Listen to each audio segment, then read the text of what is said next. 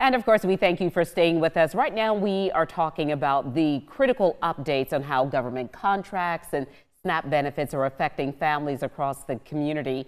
And when contracts shut down or delay, it certainly trickles down to housing and food and training and all kinds of things that certainly affect families. And joining us in this studio is Marianne Gilmer. She's the Chief Mission Engagement Officer for Palmetto Goodwill locally, and she will explain what this means for family and also what Palmetto Goodwill is doing. We know this is a very busy time for you, Yes. and you're having to be very flexible in a lot of ways, so we appreciate your time. Oh no, happy to be here and talk about this because the nonprofit community right now, they're really struggling to keep up with the demand for services. And so what we saw since January, a lot of nonprofits had their funding cut.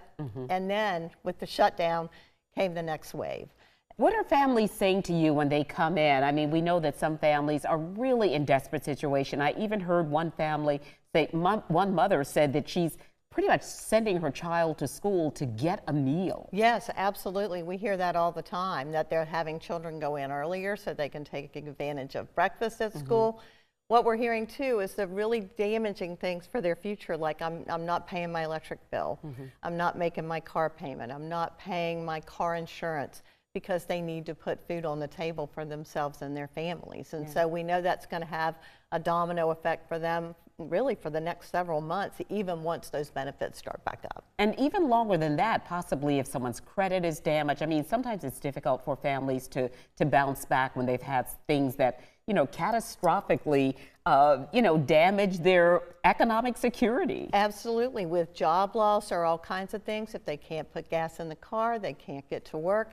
So just this little disruption, you know, a lot of these families are working families, and they're seeing that their food is disrupted. And again, like you said, long-lasting impact for those people. So what are you and some of the other nonprofits doing to collaborate so that you can support families? Yeah, so we're very fortunate because when people donate and shop with us, we have that revenue stream that we can then apply to crisis within the community. So we're really happy to be part of what the Coastal Community Foundation has activated with the CARE Fund, and they're looking at other nonprofits to step up and contribute to that fund, and we were happy we were able to do that with Trident United Way and a lot of other nonprofits, and those funds will go right to these families in crisis and in need.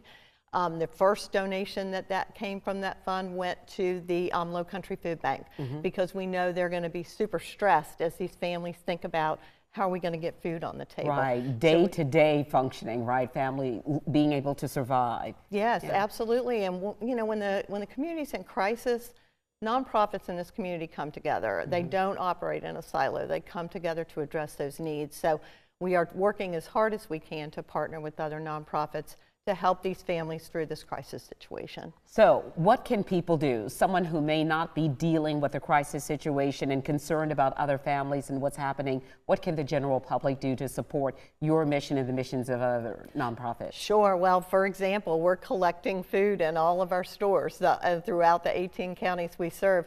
Bring food. You know, families need that food. In addition to that, they can also give to the CARE Fund. They can support families by also donating items to Palmetto Goodwill, where people who are stressed economically can come in and get what they need at a low price. So all of those things help to contribute to the health of these families during this time. Well, we appreciate your good work, and as always, we get to show up with you guys other times of the year and we appreciate through some that. of your many projects, and we appreciate, as always, being good community partners. Thank you, Kim. And of course, we want you to stay right here with us. We are coming right back with more of News to It For after a quick break.